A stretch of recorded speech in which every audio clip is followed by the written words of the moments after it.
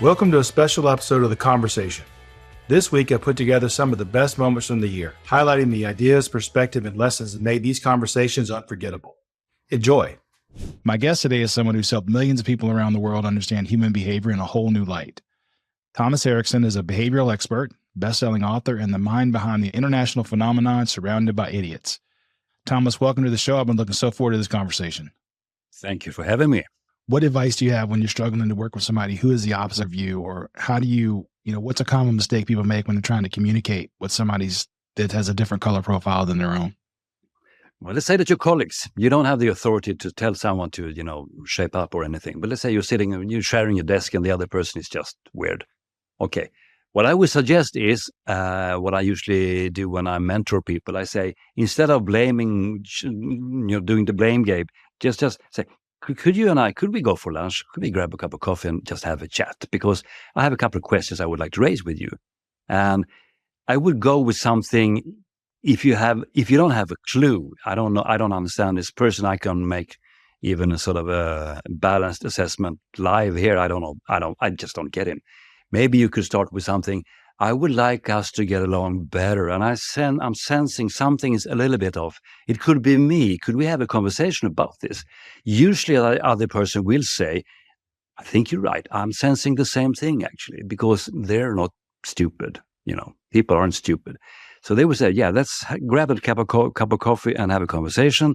And you can just start it by saying, sometimes when I give you an instruction or when I ask you something, this is how I'm sensing your response. This is my experience. I'm not saying you are doing this, but this is how I experience things.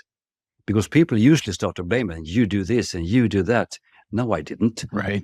No, this is how I see it. It could be me. Maybe I'm the idiot. I'm totally fine with that. Let's have a conversation. Most people with an IQ over room temperature will get it. They would just say, you're right. Let's talk about it. We could do better. Joining me today on The Conversation is Erik Stone. Erik is a seasoned leadership expert and award-winning author, keynote speaker with over 30 years of experience in corporate and nonprofit organizations. His insights are captured in his award-winning book, Jumpstart Your Workplace Culture, and through his international keynote talks and workshops. Erik, thanks so much for joining me today. Clint, thanks for having me as a guest. I can't wait to get started. I like how you said in the book that building culture is a journey and the journey is a destination. And that's kind of how life is. So can you expand on that a little bit, what you mean by that? Yeah, I could take it to one of my last stops, and geez, listen, there were some talented people, but there was also a lot of opportunities that weren't there. And if you're trying to move an organization with hundreds of employees, as much as we'd like to think we're going to make a decision and everyone's going to be on board, it's just not how it works. You're really turning a proverbial battleship at times. And so you have to take an initiative, and then you've got to take that initiative and tuck it into the training of the organization. They have to have the right material, equipment, and information in order to achieve this desired outcome. And so we would take that. You then have to train everybody, and it's got to be repetitive, kind of a lather, rinse, repeat at times. It's got to be omnipresent. It's got to be in reviews. Your initiative's in training, and it gets reviewed in an employee review, a performance review, or however you do it. And so that takes time. As much as we'd love to say, wave the magic wand, presto, we're good, it took me probably 6 months to really start making some traction in a large organization, that we were starting to celebrate some small victories. And I think that's the key, is we were able to secure a couple of simple wins, and those simple wins, we doubled down on them. And so the analogy of a journey, it just takes a while, and it just never ends. And behind me is really like a symbol. It's an hourglass. For those of you who see the video here, is and it's the term hour. Like hour. Together, we're going to do this. Not an eyeglass that me and you are both wearing. It's the hourglass. And it's a process, because it's a journey. And in the beginning, on the top of an hourglass, as you visualize it, if it's just an audio for some, is just as the gathering, that listen, observe, and learn, seeds of trust being built. What are we going to pull from everybody that's important? Stakeholders, board members, whoever, customers, clients, vendors. And you're going to kind of take all that, and as the hour bows out, you're orchestrating some of the commitments, the plans, and things like that until it goes right where the sand is. That is the magic. That is where you amplify your message. The rollout then begins and it goes outward as an hourglass bows out.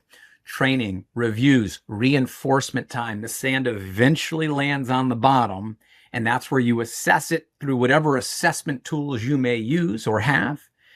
And on each side of that hourglass are your guiding lights. Those are policies and procedures, mission, vision, values. Those are going to help you guide your decision making. And as you can see, it is a journey. It takes a little bit of time. And right when you think you have it, Clint, as you know better than anybody, new technology comes out, a pandemic, who knows? You turn the hourglass over and really reassess where you are in that process. Today's guest is someone who doesn't just talk about change. She teaches people how to lead it. She's also the author of Make Waves, Be the One to Start Change at Work and in Life. A book that's been praised for helping everyday leaders step up, speak out, and spark real transformation, even without a title. I'm really excited to welcome Patti Johnson to the conversation. Thank you. Thank you. You know, our brains are efficient or lazy. I'll let you pick the word you like best.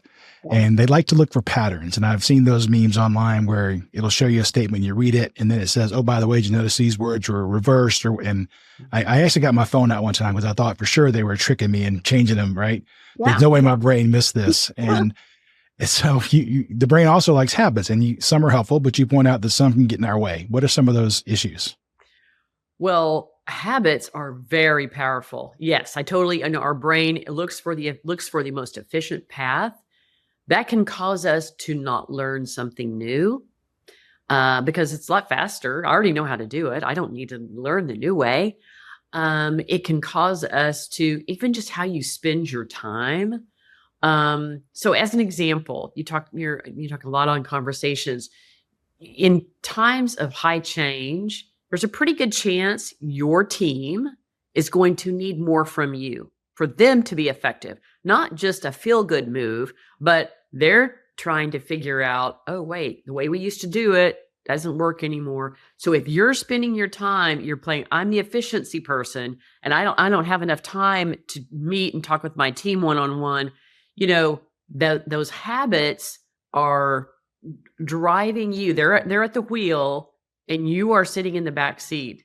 And so, I think we all, I will say for me, that's something I really have to work on is like, what are my habits because habits, you don't even think about anymore, right? You just drive to work and, I don't know how I got here. I didn't remember driving here. That we've all done that on a variety of things. And the other thing is being very curious in times of change is important in your habits. If you are on road all the time, you're not noticing, that's really different. That adaptive persistence is kind of my term for what I found. And those two words can feel in conflict. But just like we've been talking about, being adaptable, but also being persistent. If you think I'm adaptable, on one end of the spectrum, you're somebody that's changing your mind every day. You know what you're doing. But if you're persistent, sometimes people think of that as somebody that's taken the hill. I'm not looking back. I've already decided this is what I'm doing.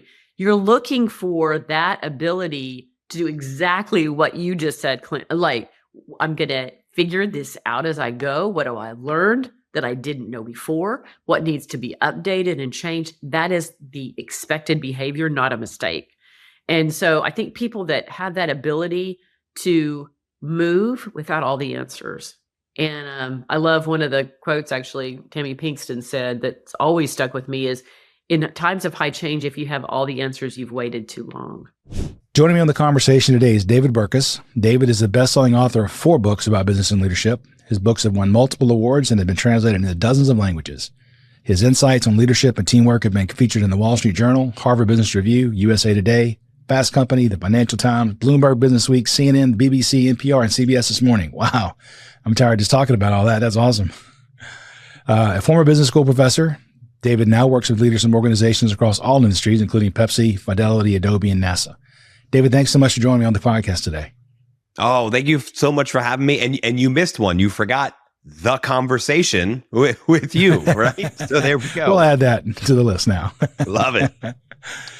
As I'm sure you've seen, if there's 20 people in the room, 20 people on the team, there are 2 or 3 that want to dominate the conversation, and they're happy to do all the talking. Another 2 or 3 that will answer if asked, but the rest of them are looking around going, why am I even here? And so it occurs to me, do you have any tricks for how you would draw those people out? Because, you mentioned you pick up on the nonverbal cues, right? Clint crosses his arms, so clearly he doesn't agree, but I don't say anything. How do you get me to engage without putting me on the spot going, Clint, you clearly don't agree. So what do why don't you agree? Because some people will shut down at that point. Yeah. Or if you haven't heard from him in a while and you say, hey, Clint, I haven't heard from you in a while. What do you think? Well, now you're like on the spot and you're nervous and you feel called out. And then whatever you say is probably going to be whatever popped into your head now instead of what the truth was that you were thinking about, right? It's probably the worst thing you can do is just call out people you've heard from, right? So I have 2 different tactics, depending on the nature of the teams that I work with, right? Like it sounds like you do a lot of work with teams on an ongoing basis. Hey, we sign up for an 18-month or a 3-year project, so I'm going to work with these people a lot.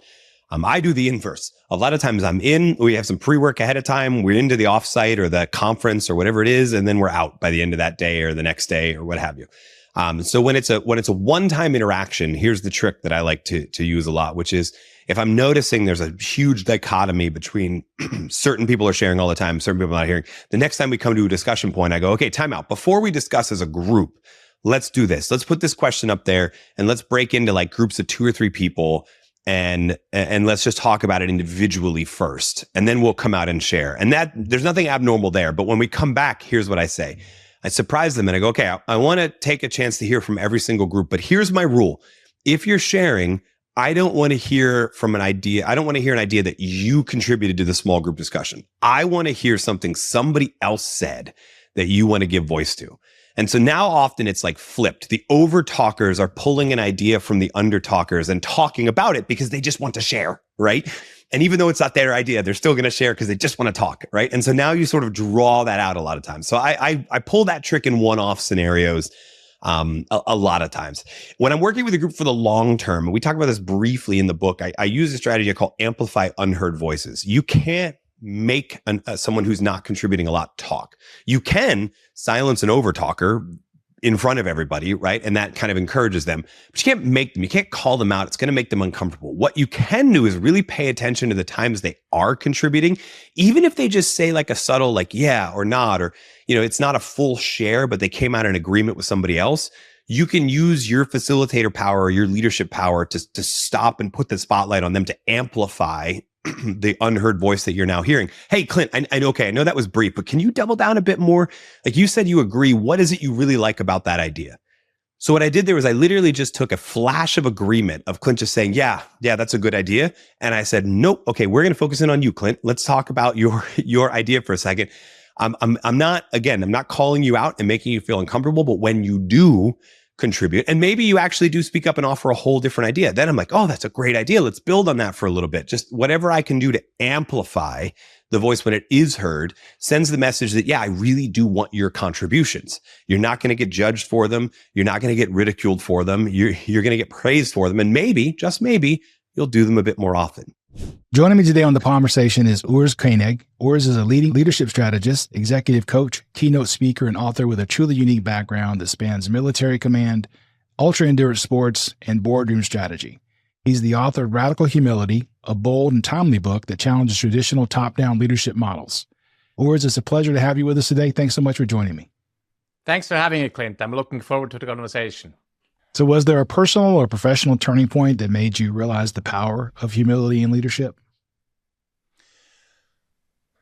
There wasn't one. So, if I had to point to one thing, it's really these peacekeeping missions. So within the peacekeeping missions, there were plenty of experiences. I can, tell one quick story, or anecdote, which I tell in the book. My commander in the Balkans, actually in Kosovo, he opened a meeting with me with these words. He sat me down, was a colonel, I was a captain. He sat me down in his office and he said, Urs, I love you. I do. And your work is not even close to being good enough. So he was tough on results, tender on people. And so I knew that, and his words made me shrink in my chair. So, but the point of the anecdote is, if he would have yelled at me, if he would have tuned me out, then I would have just tuned him out. It's another high-ranking officer. But I knew, because I worked with him for the last 6 months, he really cared about me. He knew my background. He knew what I wanted to do. He knew about my personal life. He really cared for me. And because he was tender on people, he cared for me, he was able to be tough on results, and I was able to really hear his feedback. Yeah. So what are some of the biggest misconceptions people have about humility and leadership? Oh, look, the biggest is, so if I'm humble, am I a pushover? Am I weak? Do I not have confidence? So, I mean, I turn this around. I say you actually have to be fundamentally confident in yourself if you want to show up with true humility. So think about it. Only if I have a real strong sense of self, fundamentally confident in my skills, my abilities, am I actually able to ask you for feedback. So Clint, so what can I do better? If I'm insecure, then I cover up my insecurity with arrogance, right? And so I believe that we need to be fundamentally confident to actually show up with humility. And similarly, people challenge me and, okay, then I'm humble, I'm a pushover, I'm not ambitious. No, it requires really humility to ask the hard questions. So Clint, why do we not achieve what we need to achieve? What's my part in this? How can I do better? That's humility, but we need to ask these hard questions in order to achieve hard goals, which is the definition of ambition. And so I believe they go hand in hand. And I think it's more than semantics, actually. So humility does not mean being a pushover. I can be deeply humble, show up with radical humility, and still stand very strong and very confident in my position and talk about my skills, my background, what I know, and also what I do not know. And so to me, that's the biggest misconception people have from the outset. Today's guest is someone who brings a rare blend of heart, humor, and deep perspective to how we could talk to each other. Amy Sandler is a speaker, executive coach, and mindfulness teacher who currently serves as principal coach and podcast host at Radical Candor. So welcome to the show, Amy. So happy to have you here. I am really excited to be with you today and to have this conversation, Clint. So I'm lucky enough that I get to work with most people face to face, and you can build trust not only through what happens in the meetings, but you get to know them personally, and you're talking to them over lunch or over coffee, and you kind of establish a rapport with that person. But in today's world, when there is so much virtual and or hybrid, I feel like trust might be a little bit harder, or you may have to get to it differently. So how do you see that from your world if you deal with a lot of virtual teams? How do you build trust so that you can actually have radical candor? I do think we have to be a bit more intentional when we're in a remote or virtual environment. There's been some very interesting research about with emotions, like video versus phone. I think what's most important is that it's a real-time conversation. We don't want to have these conversations in Slack or, oh, hey, thumbs up. Like, we want it to be a real back and forth. So whether it's phone or video, but you want to bring in sort of the body language. And that kind of gets us to emotions. And when I think about how people build trust, when that question comes up, I always like to sort of put the question on the person. How do people build trust with you? And I think it's a very good conversation for you to have for yourself, for you to have with the people that you work with. And it very often shows up with Care Personally and Challenge Directly, like, oh, I could trust that I knew if I was messing up, this person was going to tell me. One of the biggest decays in psychological safety is that feeling of like, oh my gosh, there's this side conversation that everyone is in that I don't know about. This feeling like everyone is sort of talking about me. Do you know what I'm talking about? What is it? It's what's the word? It's not a conspiracy if it's true or something. Yeah. It's like I might be crazy. Like maybe I'm crazy. They might still be saying that. Maybe they really are talking about me. Yeah, and I think what's so interesting with trust, psychological safety, and radical candor. In fact, so Amy Edmondson, the Harvard Business School professor who coined psychological safety, as you probably know, she and Kim Scott have done some work together. We've all done some work together, and looking at the relationship between candor and psychological safety. And in fact, they're mutually reinforcing. So I'll give you one example. I was just about to teach a course called Improvising Radical Candor. I don't know if you're familiar with improv, the Second City group, right? So, love improv. And so we were just about to go on stage. I just met these improvisers. This one guy comes out of the restroom. His fly is down. And my first thought was, who's going to tell this guy that his fly is down, And it's like, Amy, it's you. First of all, you're teaching radical candor. And number two, like there's literally no one between this guy and the audience. So I pulled him to the side. I told him he was hilarious. He was an improviser.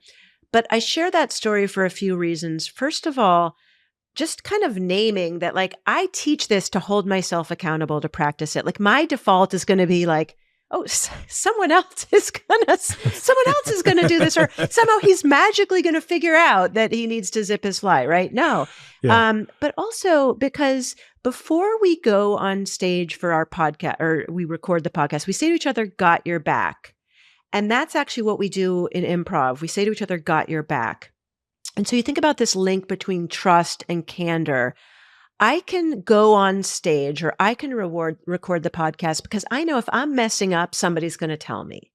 And I know if I'm doing something really well and they want to see more of it, they're going to tell me. And so these are mutually reinforcing. Like it builds trust when we actually share what's not working because we know, oh, I don't have to worry. Like if I'm messing up, someone's going to tell me rather than finding out a year later, Amy, you've been making the same mistake over and over and over. Joining me today on the conversation is Joey Havens. Joey is a leadership expert, CPA, and author with a 30-year history of growing leaders and elevating others.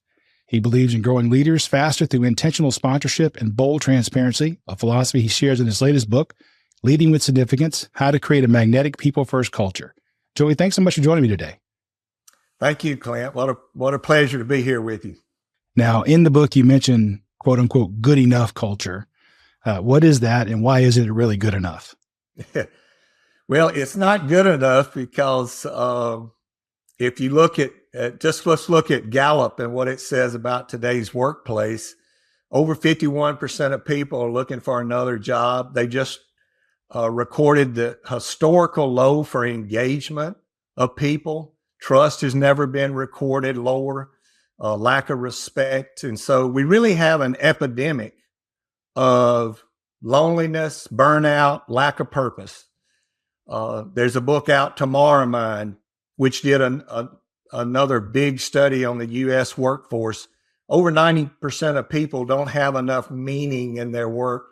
They need more meaning. They need to know why it matters. So we truly have an epidemic when it comes to workplace culture. And I've interviewed thousands of professionals now.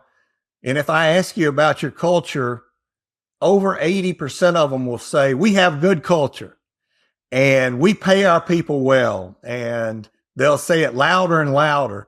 And yet we've got this epidemic and they've got turnover and they've got problems and they have low retention.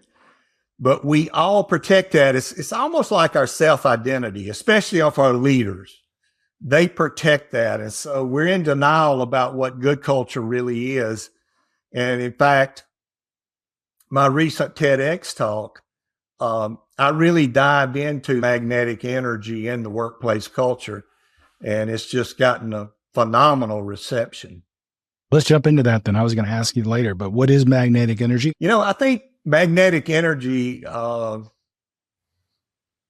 best way I found to explain it is this discretionary effort where, you're just all in. And, in my TED Talk, when I talked about one of the secrets, we've all experienced magnetic energy. Just think about a team you've been on. It might be a work team, a project team, a community project, a church team. You have been a sports team. You have been on a team where you could feel the energy. You knew this team was going to accomplish more than you could yourself. Your self-awareness went up, your expectations, your performance, your focus. We've all experienced magnetic energy, and that's what people are looking for in the workplace. You can't touch it, but we've all felt it, and we know it when a team has it. Today's guest is an individual who definitely understands how to perform under pressure. He's a retired Navy SEAL officer with over 20 years of service, during which he completed 13 overseas deployments, including 11 to Iraq and Afghanistan, and led the rigorous training and selection process for an elite SEAL command, identifying the attributes that drive peak performance. Rich Devaney is also the best-selling author of The Attributes, 25 Hidden Drivers of Optimal Performance, a game-changing book that helps people and teams understand not just what they do, but who they are. Rich, welcome to the conversation. It's so nice to talk to another Navy guy. Well, thank you, Clint. It's a pleasure to be here. Thanks for having me. So what are attributes and how do you define them and why are they more important than skills? Yeah, I mean, attributes are, in fact, the qualities about a human being that, when it comes to performance, tell us that that human being has what it takes to do the job versus knows how to do the job. I was talking to a Navy SEAL instructor. He had been a SEAL instructor well before I had gone through SEAL training. And he said, Rich, there's a story of a kid who showed up at SEAL training one day and he walked into the instructor's offices and said, I want to be a Navy SEAL. And the instructor said, well, okay, you have to do a swim test. The kid said, fine. And so they took him out to the pool. It was an easy test. It was 50 meters. So 25 meters to one end, 25 meters to the other end. Anyway, this kid gets all ready to go and he jumps into the pool and then proceeds to sink to the bottom of the pool. And at the bottom of the pool, he starts walking across the bottom of the pool to one end. He touches one end and he walks across the bottom of the pool back to the other end. And he comes up, he's gasping for air, nearly drowning. And the instructor looks at him and says, what the heck are you doing? And the kid, who's still trying to catch his breath, looks at the instructor and says, I'm sorry, instructor, I don't know how to swim. And at that point, the instructor pauses and he looks at the kid and says, that's okay, we can teach you how to swim. And the idea is, why did the instructor say that? He said that because he knew if this kid had the qualities, the attributes to show up to Navy SEAL training without knowing how to swim, he had everything inside of him we needed for him to be a Navy SEAL. Teaching him the skill of swimming was going to be the easy part. And so what we have to understand as teams, as businesses, organizations, is we have to understand these attributes. We have to dive into them if we want to find the people who, in fact, are going to be the culture fit, the quality fit that we're looking for. There's a story early in the book that really hooked me because I do a lot of teaming, and you talk about Julie, whose first big project didn't go very well, despite having, like you just said, her dream team on paper. The resumes were amazing. So what happened there? Yeah, so I mean, Julie fell into the same trap we often all fall into, and I call it the dream team paradox. And it's this idea that let's pick the best people for a team, the best graphics designer, best marketer, best salesperson, best legal person, whatever that is. And if we have the best people, they'll make the best team. And that often happens when everything is going well. But as soon as something doesn't go well, as soon as what hits the fan, as soon as the plan takes a turn, often those teams turn toxic. And it's because we haven't picked the team based on these qualities, these attributes. And so we have to avoid this idea of picking a team based on the best parts. A great way to explain this, I was researching a guy years ago, and his name was Russell Lakoff. And Russell Lakoff had some interesting titles. He was a systems theorist, behavioral analyst, and management science expert. And he used to give lectures I used to watch on YouTube in the early days of YouTube. And his lectures were fascinating. But one of the things he used to say in his lectures, he used to ask the group, he said, if I took the best parts of every best vehicle on the planet and put them all together. So for example, let's say the Porsche has the best engine, a Ferrari has the best carburetor, a Jeep has the best suspension, whatever that is. Took the best parts of every best vehicle on the planet and put them all together in the center of the room. Would I have the best vehicle on the planet? And the answer is no. You wouldn't even have a vehicle because the parts wouldn't fit together. And what he used to say is a system is never the sum of its parts. It's a product of their interaction. And the same goes with a team. A team is never the sum of its parts. It's a product of how that team interacts. So if you try to put together a team based on skills, if they're not interacting together, you will have a toxic team. And that's why attributes are important. Today's guest has dedicated her life's work to something that's often talked about in leadership, but rarely practiced well, which is listening. She's the author of 3 influential books that challenge us to go beyond the surface, beyond personas, beyond demographics, beyond assumptions, and tune into what drives people at their core. Indy, I'm really honored to have you with us today. Welcome to the show. Thank you, Clint. I'm super happy to be here. In the book, you said we depend on body language, tone of voice, and the other person's reaction to our input to let us know where we should take the conversation next. Mm-hmm. And I'm curious, if you're doing text-based listening sessions, you tend to lose a lot of that, don't you? So that's an or in that sentence, not an and. Okay. I normally do my listening sessions without visual. I either do them audibly. If we use Zoom, we don't turn on cameras. Sometimes we do turn on cameras. Often I'll just do it by phone. I do them in person, but I will always do one by phone or by Zoom first so that we can get a sense of each other's minds. I do this because, and this kind of gets back to that demographics thing, we are good at recognizing patterns. And if you see somebody who's wearing headphones, and your pattern is that everybody who's wearing headphones is trying to drown out the rest of the world, and therefore they're probably not going to be open, right? That's your assumption about this person who has headphones on. Okay. If I see that you're wearing headphones, and that is going to go through my head because I can't stop it, right? The other part is that we're really good at recognizing patterns and acting quickly on them. So it's like, it's already gone through my mind that you're not going to be very interested in giving me answers. I'm like, no, let's leave this alone. And so if I don't see that you have headphones on, maybe that won't run through my mind, and I won't have that in the back of my mind about you not being willing to give me answers. Okay. Yeah. This goes for other kinds of demographics as well. You see somebody who's, got spinach between their teeth, right? That is not a demographic, but it would be a fun one. Wait, let me see. Do I? Hold on. Is she trying to tell me something? Exactly. You see somebody who is a certain shape, a certain gender, or representing in a certain way. That reaction is going to go through your mind. You can't stop it. And then you have to deal the rest of the time with undoing that reaction that happened in your mind, or trying to close it off, close the door. So it's a way of filtering out our biases, basically, taking some of that off the table, not judging the book by the cover. Okay. Yeah. Yeah. And exactly. This is not going to happen between a manager and an employee. But yeah, I mean, there's maybe it would work really well when you're interviewing people for jobs. This actually was something that happened in symphonies not too long ago, in the 70s. They used to do auditions, and they would not hire the females because it was mostly males playing in the symphony. So they put up a screen, and they could still hear when heels came. Then they thought, oh, it's a female. So they put in a carpet and a screen, and all of a sudden, half the symphony is women. Wow. Mm-hmm. That's amazing. Right? Hidden biases. Yeah, exactly. We can't stop them. It's not like we're supposed to do penance because we've had this. Whatever, the thought's going to happen. Is there a way that I can make it so that I'm a little bit more clean and open-minded to understand your mind? Right. Okay. My guest today is someone who has spent his career helping people be clear, more confident, and most importantly, more human when they communicate. Rob Biesenbach is a communication expert, author, and actor who brings together a unique mix of experience. He's the author of 3 books, all aimed at making communication less about scripts and more about showing up with honesty and impact. His latest, Unleash the Power of Storytelling, Win Hearts, Change Minds, Get Results, was an Amazon bestseller and the reason I'm having you talk today. He believes you don't have to be theatrical to be effective. You just have to be real. Rob, welcome to the conversation. Thank you, Clint. I'm glad to be here. We're certainly glad to have you. Now, you say we need to build a collection of stories before we need them. So why, and what are some suggestions on how we might do that?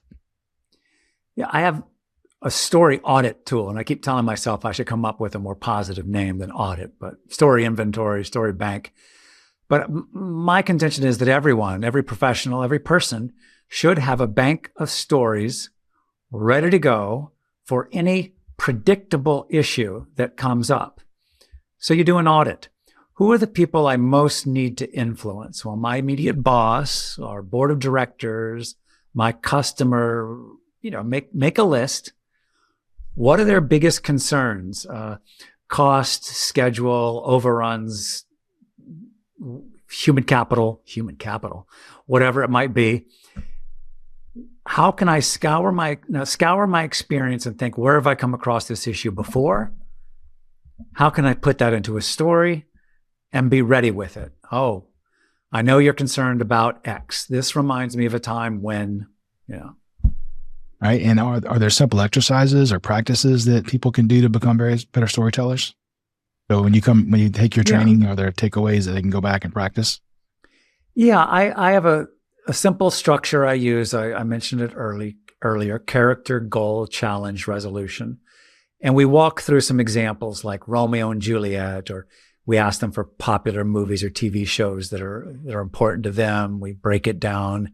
And I tell people, as your homework, be a little more analytical when you're streaming a show or watching a movie or reading a book or listening to a song. Break it down. Who's the character? What's the goal? What's the challenge? How does it resolve, or does it resolve? And the more you exercise that muscle, the more, I think, instinctive it will become to you, and the more maybe you'll look for it and find it out of the world. How do you build an environment where people do their best, most meaningful work day after day? Today's guest has spent his career answering that question at the highest level. Todd Henry is a renowned author, speaker, and advisor who helps leaders around the world unleash brilliant creative work. He's the author of 6 powerful books, each packed with frameworks to lead teams with authenticity, foster innovation, and drive results that matter. Todd, thank you so much for joining us today on The Conversation. I can't wait to get started. Clint, it is so good to finally see you face to face. We've been talking about doing this for a while, so I'm glad we were finally able to make this work. I really, really appreciate it. In the book, you said that, I was really surprised when I read this. It says that creativity needs structure, which was one of the things my perception was, I'm a creative, don't box me in. That's not necessarily the case. No, not at all. As a matter of fact, I think it's Orson Welles who said that the absence of limitation is the enemy of art. And what that means is we have to have boundaries in order to channel our resources. A river without banks runs dry on the plain, right? But a river with banks runs deep. And so we need boundaries within which to channel our creative energy. In Herding Tigers, one of my later books, I wrote about this concept of bounded autonomy, freedom within limits. And great leaders understand how to set boundaries. So say, hey, here's some clarity around what we're trying to do and what you can and can't do. But anywhere within these boundaries, go for it, right? Like play, experiment, do what you want, but here are the boundaries. So like we're sort of channeling energy, but it's not complete freedom. Complete freedom is not useful to creative professionals. Maybe if you're an artist, maybe if you're just, painting, like making one painting a year, and it's like you have all the time you want because you've got a patron who's just supporting your lifestyle, whatever. But most of us are having to create on demand, meaning we're having to deliver results by Tuesday at 2 p.m. in order to keep our job. Well, complete freedom is not useful. What we need is clarity in the midst of uncertainty, which means boundaries. So most mature creative professionals that I've worked with crave boundaries. They crave direction. They want you to point them in a certain way. And sometimes they'll push you on those boundaries, but the boundaries are useful as discussion points. I always like to say that frameworks are forcing functions. A forcing function, as you know well, in engineering, a forcing function is something that forces you to behave in a certain way, right? Frameworks force you to ask the right questions or force you to look in the right places. And that's what boundaries do for the creative process. They might artificially limit you a little bit, but that's okay, because then you can have the conversation about where you want to push those boundaries and why you want to push them, as opposed to just wide open spaces, which means a lot of wasted energy and paralysis.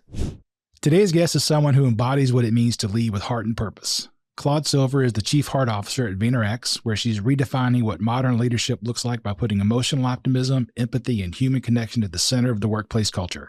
She's also the host of the podcast Emotional Optimism: Living in the Silver Lining, a platform where she shares vulnerable, thoughtful conversations about what it means to be human in business and in life. Claude, welcome to The Conversation. Thank you so much, Clint. Pleasure to be here. Thank you. It's my pleasure. Now, on your website, it says your life's purpose is to be of joyful service and unlock emotional optimism in all. So help me. I'm always a big fan of semantics and getting their definition of things. So how do you define emotional optimism?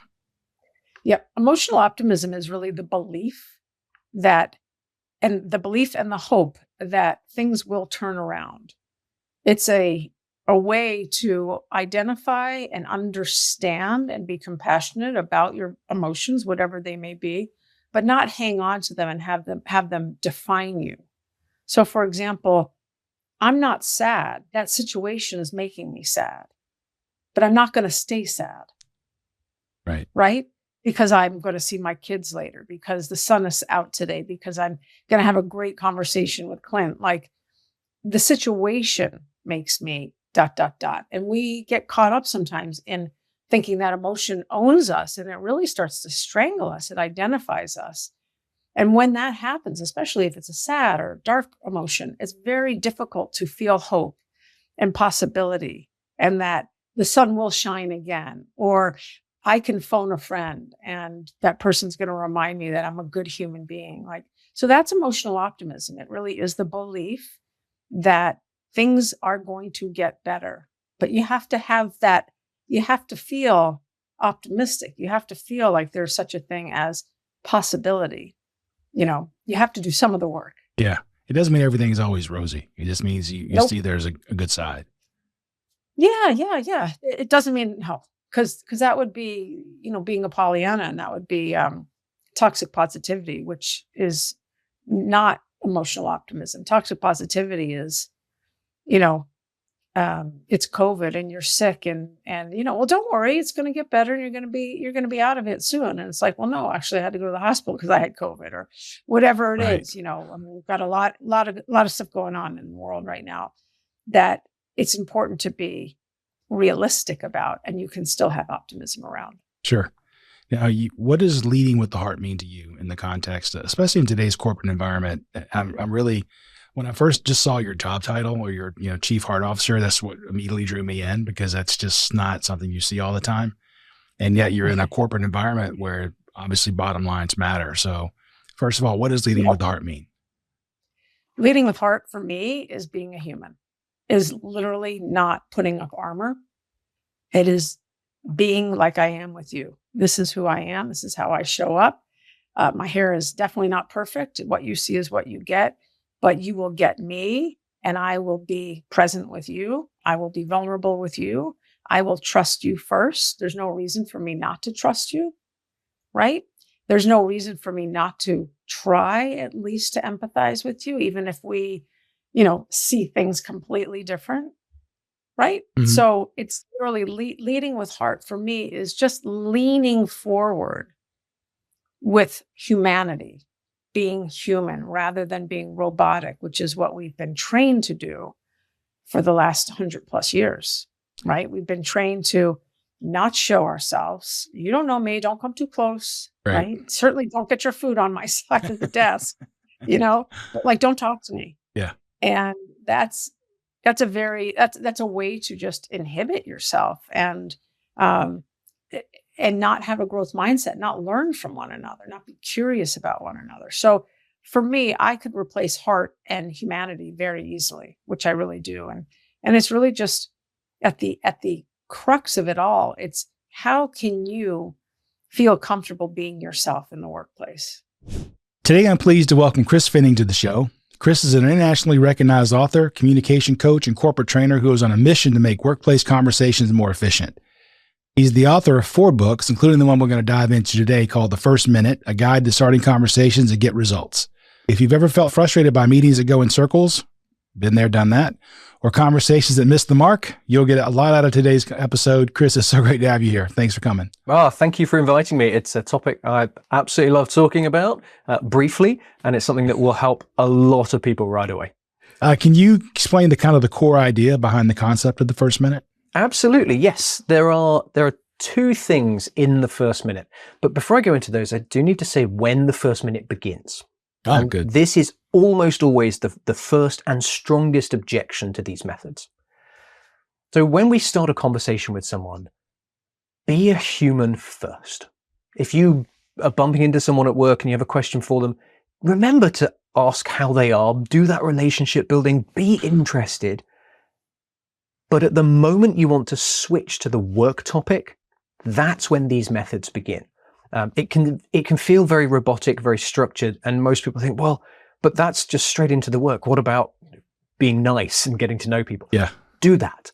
But at the moment you've got, oh, how was the weekend? How's your sports team? I heard they got crushed. What a shame for you. It was good for my side. By the way, Clint, I want to talk to you about. And at that moment, that's when the first minute begins. It's about the transactional work stuff. And then when you get to that point, there are 2 things we need to do. The first is frame the conversation. And that sets it up so the other person knows what we're going to talk about, why you're talking to them, what your key point is, and then they're able to focus on the conversation. And we can go into some of that in a moment. The second thing is then be able to summarize what it is that you're going to say in about 3 lines. I generously give it 45 seconds in the first minute. It usually should only take about 15 to 20. But summarize all the stuff that you might say in a very clear way so that you give the other person a structure for everything else that's going to come afterwards, and they understand and can orient themselves through the conversation. So that first minute is about setting things up, getting people's attention, helping them understand why you're having the conversation, and then being ready to go into all the detail and the wheres and what fors and so on after you've done that. Well, I like the number 3 in both of the things you're doing in the first minute. You have a framing, the framework, and then you've got the structured, and each of those have a 3-parter, right? There's in the framework, there's 3 pieces. Yep. And in the structured piece, there's 3 pieces. So can you just touch on those a minute? Absolutely. In framing, there are 3 things we need. And in the book, they're called context, intent, and key message. I did a TEDx talk on this and changed the wording slightly to topic, intent, and point, which is a tip, which was a slightly easier to remember acronym.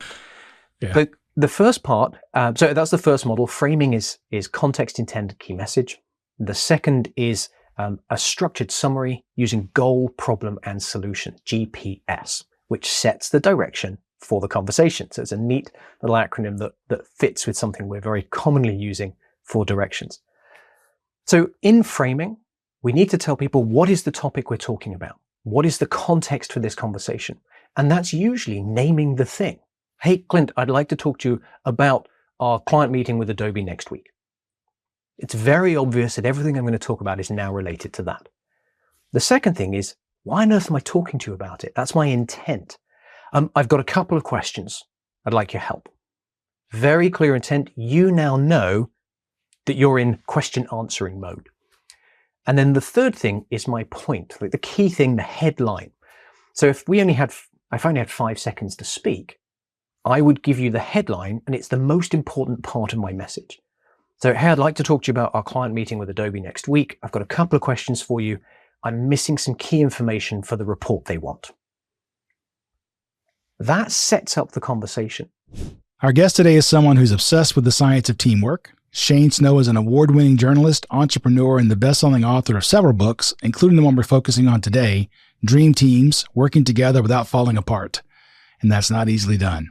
So in it, Shane unpacks what sets extraordinary teams apart, from cognitive diversity and intellectual humility to the surprising power of constructive conflict. So let's get into it. Shane, welcome to the conversation. Thank you for having me on the conversation. So in the book, you talk about cognitive friction and the conflict of ideas rather than people. How does that drive innovation?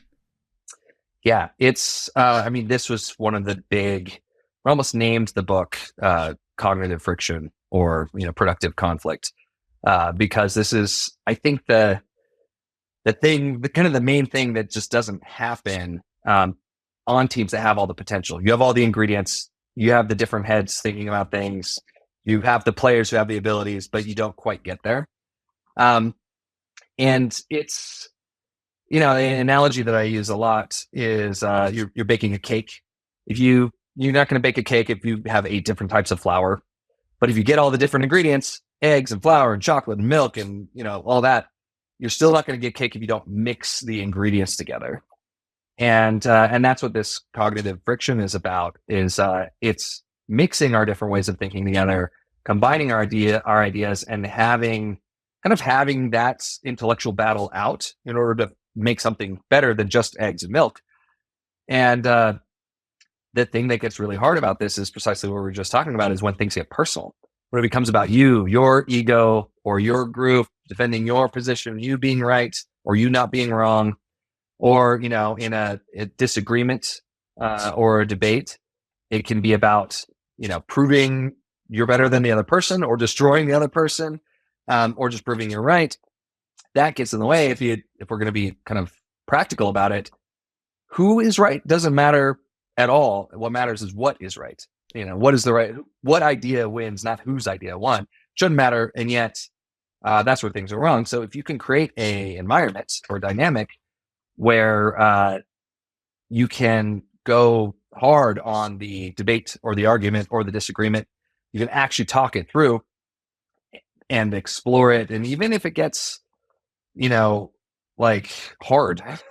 I guess really hard. If you can do that without it turning into, I don't like you anymore because of this conversation, then that's where the magic happens. And so what are the ways that you can do that?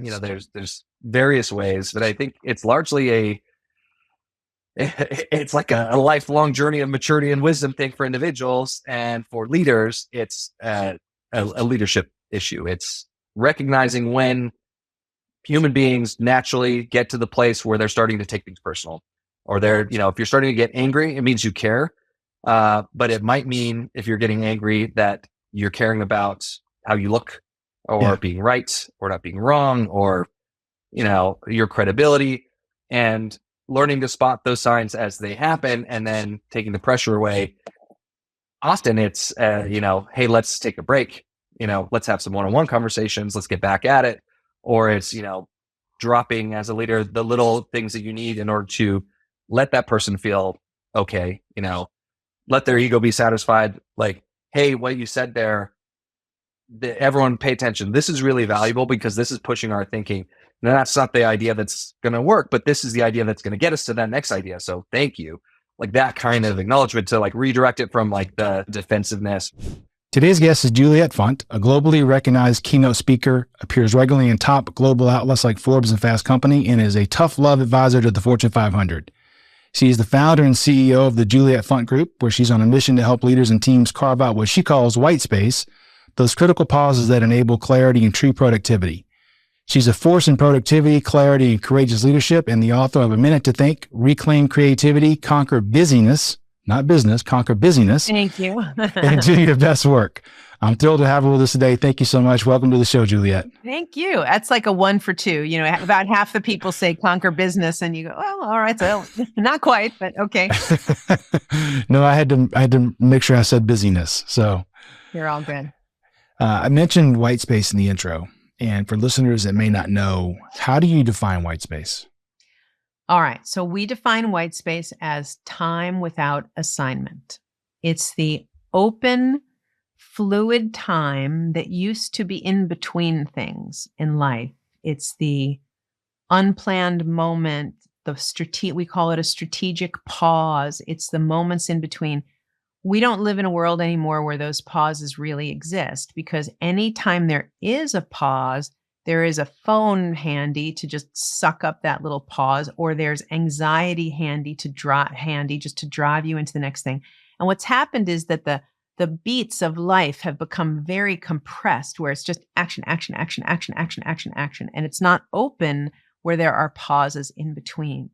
But when you do learn how powerful those pauses are, and I could talk to you for a whole half hour about ways to use the pause, there are beautiful, immediate benefits to people, creativity, to work teams, to the objectivity you can have about your projects, and to your own focus and professional sharpness. Because the brain is not meant to go all day long. It's meant to have some oxygen. And so when we teach it, we analogize it to if you're building a fire. I often open with a story about this, how I grew up in Manhattan and never learned how to build a fire, but finally somebody taught me. And you're supposed to have all the right ingredients, like good fire starter or pine needles and the right kind of wood, but you also need one pivotal thing without which everything will fail, and that is you have to have space in between the combustibles. And that is what draws a tiny spark into a flame. And that is what oxygenates the fire.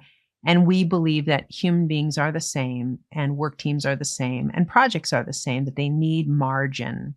And that's what we teach. And I happen to have the interesting cred of holding the trademark for the word white space. We've been teaching it that long. So that's a big part of our work. And, it's always misperceived. Always. I was on a call just yesterday with some gentleman who was saying white space in one sentence, and then in the next sentence talked about how important recuperation is for people. And white space is partially a recuperative tool, but in the book, only 25% of how we use white space is recuperation. There's also white space for creation of ideas, and white space for strategic introspection. And there's a lot more that happens in the pause, creatively and innovatively, than just I take a rest and I feel better. That is part of it, but that's only part of it. Today's guest is an internationally recognized brand futurist, best-selling author, and sought-after keynote speaker. Simon Mannering is the founder and CEO of We First, a strategic consultancy that helps purpose-driven companies accelerate growth and impact. Today, we're diving into the powerful ideas behind Lead with We and exploring how leaders can unite teams, inspire purpose, and create lasting impact by putting we at the heart of everything we do. Simon, it's great to have you here. Thank you, Clint. Great to be here as well. Maybe we can start by explaining the core concept of Lead with We and how it fundamentally differs from the Me First business approaches.